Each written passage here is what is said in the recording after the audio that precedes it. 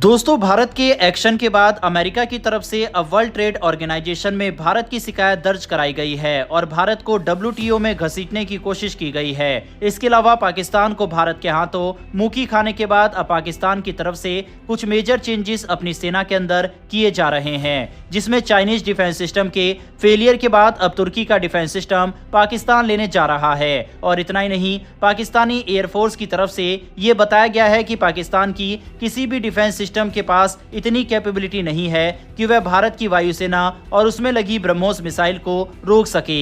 ये बात एडमिट किया गया है पाकिस्तान की तरफ से। और भी कई इंपॉर्टेंट खबर इस समय निकलकर सामने आ रही है और इन सभी खबरों के बारे में आज की इस वीडियो में डिटेल में बात करेंगे, इसीलिए वीडियो को अंत तक जरूर देखिएगा। साथ ही अगर आपको हमारी कवरेज पसंद आती हो तो हमें सपोर्ट करने के लिए नीचे दिए गए सब्सक्राइब बटन को प्रेस कर बेल आइकन को दबा लें, जिससे हमारी आने वाली डेली डिफेंस और वर्ल्ड अफेयर से जुड़ी ऐसी वीडियो आप तक सबसे पहले पहुंच सके। तो चलिए शुरू करते हैं इस वीडियो को। भारत ने अमेरिका के ऊपर जवाबी टैरिफ यानी कि रिटेलिएटरी टैरिफ लगाए हैं और अब हालात ऐसे बन चुके हैं कि अमेरिका खुद वर्ल्ड ट्रेड ऑर्गेनाइजेशन यानी WTO के पास जाकर अपनी शिकायत दर्ज करा रहा है।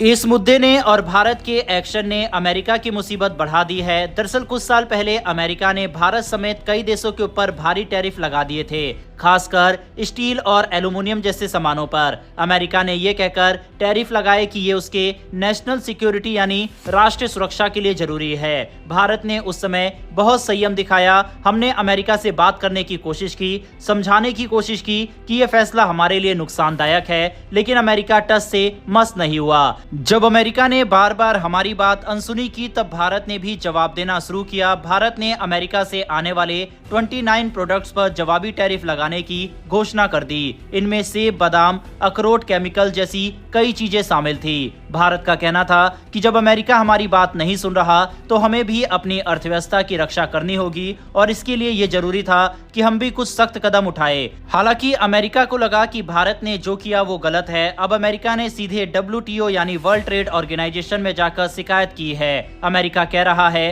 कि भारत के पास कोई ठोस वजह नहीं थी ये टैरिफ लगाने की। सिर्फ यही नहीं, अमेरिका ने इस पूरे मामले को नेशनल सिक्योरिटी का मुद्दा बना दिया। वो कह रहा है कि भारत का ये कदम उसकी राष्ट्रीय सुरक्षा पर असर डाल सकता है। सोचने वाली बात यह है कि जब अमेरिका ने हमारे ऊपर टैरिफ लगाए थे तब उन्होंने भी तो राष्ट्रीय सुरक्षा का बहाना बनाया था। अब जब भारत ने वही किया तो अमेरिका को बुरा लग गया। क्या ये दोहरा रवैया नहीं है? इतना ही नहीं, अभी एप्पल कंपनी का मुद्दा भी काफी ज्यादा हाईलाइट है। किस तरह से अमेरिका के द्वारा अमेरिका की ही कंपनी के ऊपर ये दबाव बनाया जा रहा है कि भारत के ऊपर इन्वेस्टमेंट और फैक्ट्री ना खोले, और ये धमकी भी दी जा रही है कि अगर ऐसा करते हैं तो आपके ऊपर 25% अतिरिक्त टैरिफ उनके द्वारा लगा दिया जाएगा। यानी कि अमेरिका खुद इस तरह की हरकत कर रहा है। दूसरी तरफ भारत ने अमेरिका की इस शिकायत का जवाब भी दिया है। भारत ने WTO में कहा है कि जब अमेरिका ने हमारे ऊपर टैरिफ लगाए तो उन्होंने ना तो कोई सलाह मशवरा किया, ना ही कोई बातचीत की, जबकि WTO के नियम साफ कहते हैं कि इस तरह के फैसलों से पहले दोनों देशों को आपस में बातचीत करनी चाहिए। भारत ने साफ कहा कि हमने जो टैरिफ लगाए हैं वो हमारी घरेलू अर्थव्यवस्था को बचाने के लिए है। ये सेफगार्ड मेजर्स है, जैसे अमेरिका अपने देश की सुरक्षा के लिए करता है। अमेरिका कहता है कि उसके राष्ट्रपति के पास अधिकार है कि वो ऐसे सामानों पर टैरिफ लगाए जो उनकी सुरक्षा के लिए खतरा हो, लेकिन जब भारत वही करता है तो अमेरिका उसे गलत ठहराता है। यही तो पश्चिमी देशों की सबसे बड़ी समस्या है। जब वो कुछ करते हैं तो उसे नीति कहते हैं, लेकिन जब कोई और वही करे तो उसे नियमों के खिलाफ बताया जाता है। अब भारत चुप नहीं बैठता। हम अपने हितों की रक्षा करना जानते हैं और यही इस बार भी हुआ। भारत ने अमेरिका को सख्त जवाब दिया और WTO में भी अपना पक्ष मजबूती से रखा। भारत और अमेरिका के बीच एक बड़ी व्यापारिक डील पर बातचीत चल रही है, लेकिन इन विवादों की वजह से उस डील पर असर पड़ सकता है। भारत का रुख साफ है, अगर अमेरिका हमारी चीजों पर भारी टैरिफ लगाता है तो हम भी वैसा ही करेंगे। ट्रेड का मतलब होता है बराबरी का रिश्ता। अगर एक देश हमेशा दबाव बनाए और दूसरा सिर्फ सहता रहे तो वह ट्रेड नहीं, दबाव की राजनीति होती है। अभी हाल ही में अमेरिका ने भारत से भेजे गए 15 मैंगो शिपमेंट को रिजेक्ट कर दिया। इससे हमारे एक्सपोर्टर्स को करोड़ों का नुकसान हुआ। इसके अलावा अमेरिका ने एप्पल जैसी कंपनियों को भी धमकाया है कि अगर वो भारत में मैन्युफैक्चरिंग करते हैं तो उनके ऊपर टैरिफ लगाए जाएंगे। भारत को अब बहुत सोच समझकर फैसले लेने होंगे। हमें साफ साफ अपनी शर्तें अमेरिका के सामने रखनी होगी। अगर हमें अमेरिका के साथ व्यापार करना है तो हमें भी फुल छूट चाहिए, यानी हमारे सामान सामानों पर भारी टैरिफ नहीं लगना चाहिए। अगर अमेरिका ऐसा नहीं करता तो भारत को भी सख्त रवैया अपनाना होगा, जैसा इस बार अपनाया गया। साफ है, इस समय भारत की तरफ से अमेरिका को मुंहतोड़ जवाब दिया जा रहा है। न सिर्फ डिप्लोमेटिक लेवल पर बल्कि कई ऐसे कदम उठाए जा रहे हैं जिससे अमेरिका के अंदर बेचैनी है। बहरहाल भारत को लेकर WTO का दरवाजा जिस तरह से अमेरिका के द्वारा खटखटाया जा रहा है, इस पर अपनी राय कमेंट बॉक्स में लिखकर बताइएगा। बढ़ते हमारी अगली खबर की तरफ। पाकिस्तान अब तुर्की के आधुनिक साइपर 1 और साइपर 2 एयर डिफेंस सिस्टम खरीदने पर विचार कर रहा है। ये कदम ऐसे समय पर उठाया जा रहा है जब चीन से मिले HQ-16 और HQ-9 सिस्टम हाल ही की लड़ाइयों में पूरी तरह फेल हो गए हैं। ऑपरेशन सिंदूर के दौरान राफेल जेट से छोड़े गए स्कैल्प क्रूज मिसाइलों ने पाकिस्तान की HQ-16 और HQ-9 डिफेंस सिस्टम को चकमा दिया था। पाकिस्तान एक भी मिसाइल रोक नहीं पाया। इसकी बड़ी वजह थी भारत की इलेक्ट्रॉनिक वारफेयर ताकत, जिसने पाकिस्तान के रडार और कम्युनिकेशन सिस्टम को पूरी तरह से ब्लाइंड कर दिया।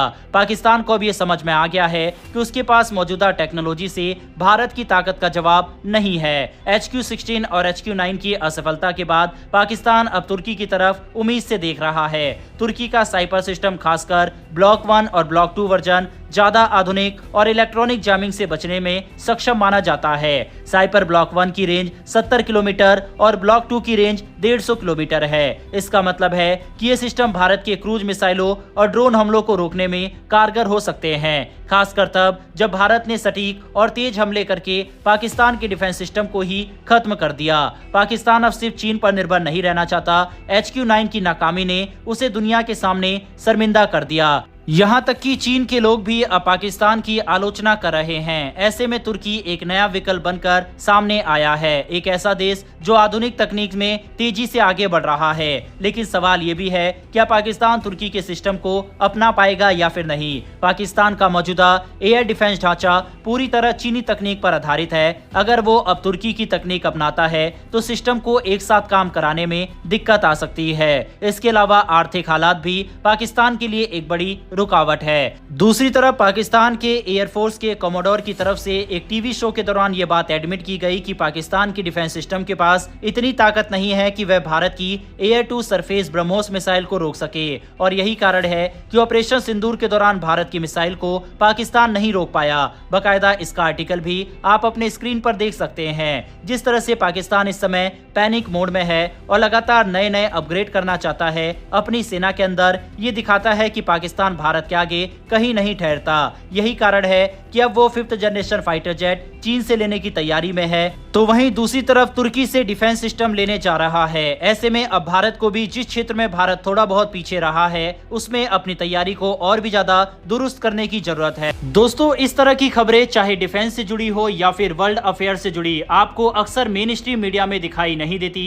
हमारे चैनल पर मेनली डिफेंस और वर्ल्ड अफेयर से जुड़ी खबरें विद फैक्ट विद रेफरेंस सरल भाषा में आप तक डेली पहुंचाई जाती है। हमारी वीडियो आप तक पहुंचती रहे, इसके लिए नीचे दिए गए सब्सक्राइब बटन को प्रेस कर बेल आइकन को दबा ले। इससे हमें काफी मोटिवेशन मिलता है और आप तक डेली वीडियो ऐसी पहुंच पाती है। साथ ही जिन लोगों ने हमें सब्सक्राइब कर रखा है उनका बहुत धन्यवाद। फिलहाल इस वीडियो में इतना ही। इस पूरे टॉपिक पर अपनी राय कमेंट बॉक्स में लिखकर बताइएगा। फिर मिलेंगे ऐसी एक नई वीडियो के साथ। धन्यवाद। जय हिंद, जय भारत।